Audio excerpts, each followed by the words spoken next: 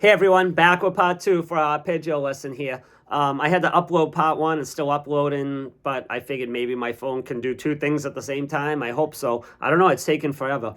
But I want to get back to the arpeggios. So we're talking about our 6-4-1-5 progression. We did the little pull-off phrase here. What we're going to do now, is turn the amp on so you can hear what's going on. Okay, I'm going to stop the phrase. Okay, so now you can hear the guitar. So what we're doing here is we were talking about 6-4-1-5. We did, the 3-note arpeggio phrases. We started with our A minor, went to F, back to C, to G. But we were also talking about what if you want to extend it a little bit. So the thing about arpeggios and sweep arpeggios is the right hand's really important. Because the difference between a chord and an arpeggio, what's an arpeggio? It's a broken chord, right? So you're breaking up the chord into different notes. When I play anything, when I'm playing lead guitar, the first thing is I use like 3mm picks. Because, you can use whatever pick you like. But for me and what I tell my students is, if I have a really thick guitar pick, and I choke up on it. Look, that's how I hold. I barely have any of the picks showing. And I do that for a lot of different reasons. And what I find has helped me over the past 30 years is if you have a solid foundation in your right hand, and I keep my right hand open like this OK symbol, and that's for, like, when you're doing sweeps, you can extend them, or arpeggios, you can extend them by tapping into them. And I know, like, Eddie Van Halen taps with his first finger, and that's where I started getting tapping from is Van Halen. I think everyone from my generation did. I use my middle finger to tap because when you're playing phrases, you can transition from sweep arpeggios into, extensions to the arpeggio by tapping into it. And what I just did there, this is a different topic, but I'm playing a C major. Our C major chord is C, E, G, C, E. And then to keep position here, I tap into the G up here. And it gives you another option so you don't have to break position and you can go back into your arpeggio and into your major scale. I'll get into that in another video, but the reason I was saying that is I want to talk about the picking hand. When you're playing with your right hand, you have to mute in each individual note, and you anchor your right hand, and each note has to be muted. Otherwise, you're going to get a full chord, which you don't want when you're playing leads, especially with distortion. And you're always thinking, I'm a metal rock guy, primarily, of course. I like everything, but I'm muting everything. And when you use distortion, imagine like a sports car where you have all this horsepower, but you have to keep it under control, because if you're not muting all the time with your right hand and controlling that distortion, you're going to get noise and feedback and everything else. And especially when you play quickly and doing all these, quick speed picking, shreddy phrases. When I'm picking, like right now, I'm on the D string. If you notice right here, with my right hand, I'm muting every other string that I'm not playing. The only thing that my skin of my right hand is not touching is every string but the D string. I don't want any other notes or any other noise to sound. And that's one of the, the mechanics of playing clean quickly. So, and that breaks, into arpeggios too, because you want to make sure everything's muted so you get nice, short, almost staccato notes for each note of the chord and for your arpeggio. And see, if I didn't mute that, this is what it would sound like. What you can do, but if you're going to get a lot of overlay from all the different notes, and you want each note to sound by itself. And I have a little bit of delay on there. I can shut the delay off so you can hear it more. And let me shut the delay off here.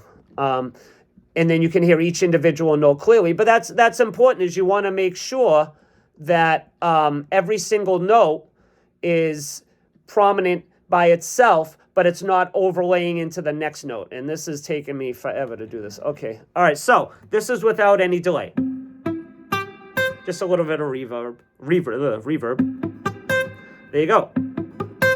And everything is a downstroke when you're ascending. It's just one motion with the right hand.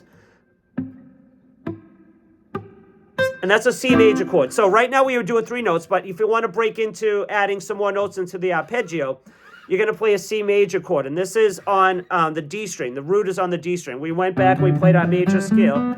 So this is C. If this is C, this is C.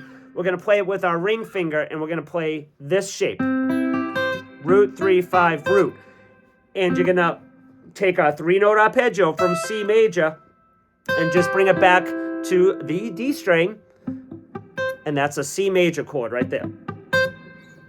Now you can remember this by if you play a first position F chord and just slide it up to your 8th fret with your first finger. I do my positions by the first finger. That's how you determine what position you're in. So you're on the 8th fret, 8th position. That's a C chord, C arpeggio. So we're going to do the same thing with all our arpeggios here. So this is a 3-note A minor. That was our first arpeggio. We're going to bring and add it down. We're going to add one more note. So we have the 12th finger on the 12th fret. That's our highest note. That's the E. Pull off to C to A minor, just like we did. That was the first arpeggio. But we're going to add one more note. And this is an E. And what this note is, this is on the 9th fret right here of the G string. That's an E. Same thing as this E with your pinky. So we're just adding 4 notes. So now we have a little bit more to the arpeggio.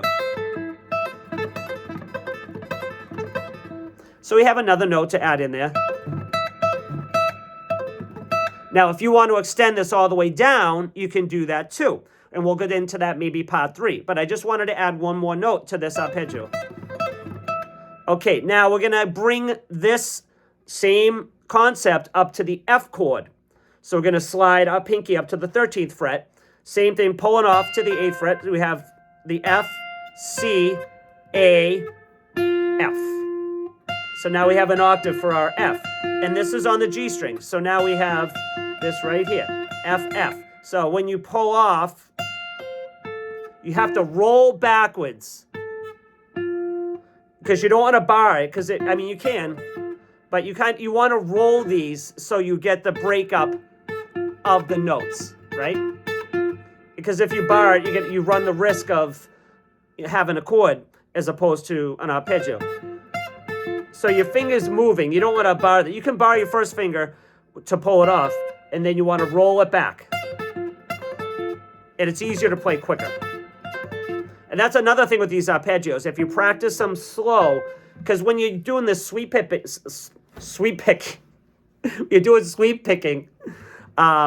when you're picking these notes, what you want to do is you want to practice it slow, because when you're doing it quickly, you build up momentum and it's easier.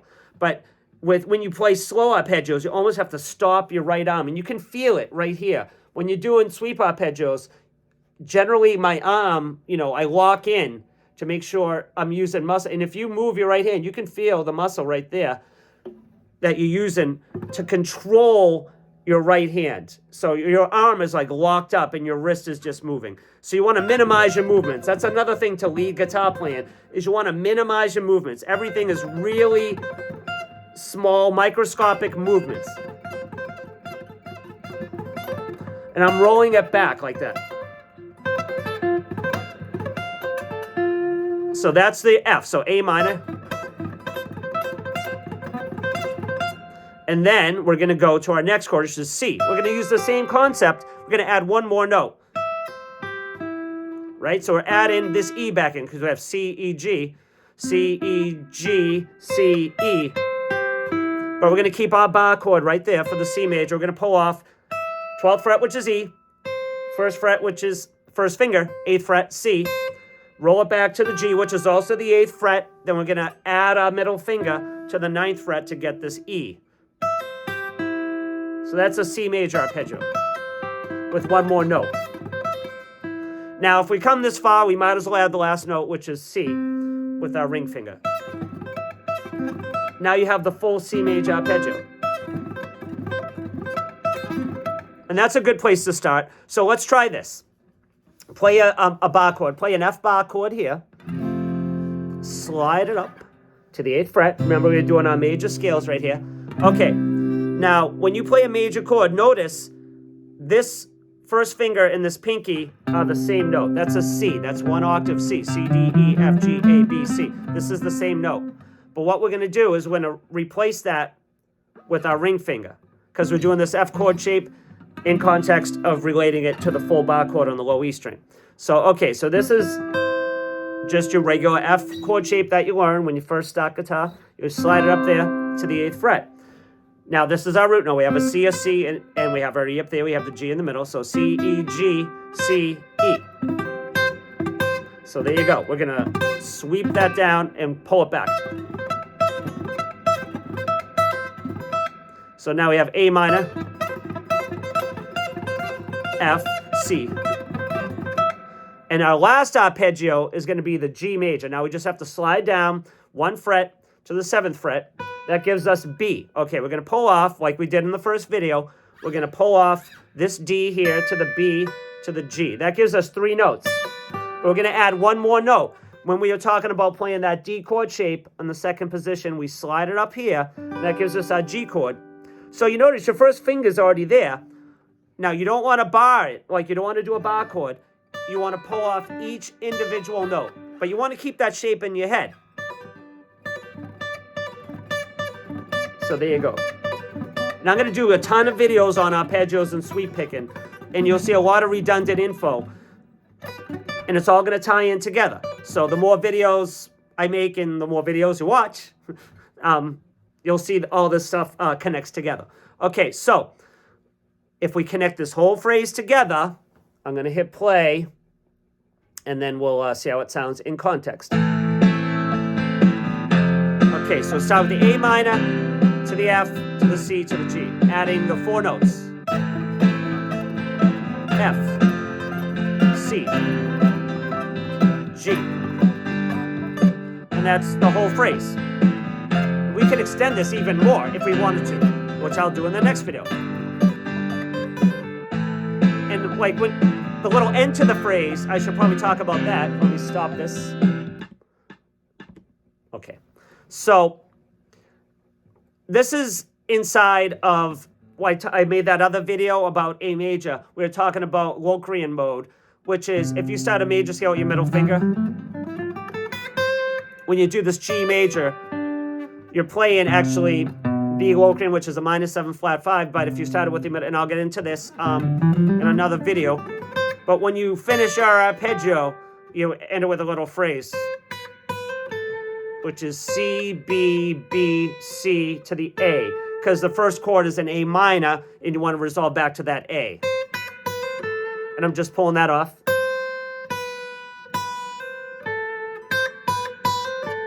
Pick, pick, hammer on, pull off, and pick.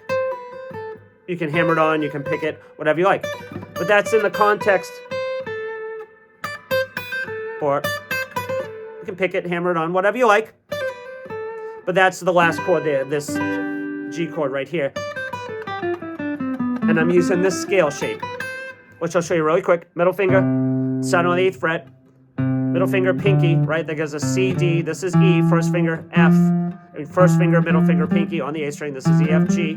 Then we have our A, B, C, D, E, F, G, A, B, C.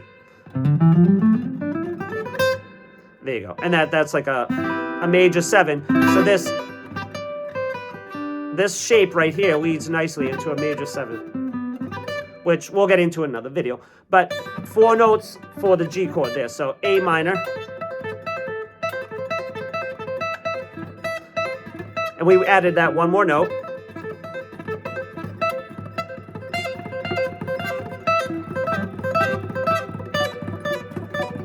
And then the little ending to the phrase. So now you have 4 notes to make it a more even arpeggio. And you can add 5 notes to the C major. Just got to fit them in there. And then after that, you just slide down to the G, which is your first finger on the B. So there you go. So that's how you add another note. So you have a 4-note arpeggio phrase over this progression.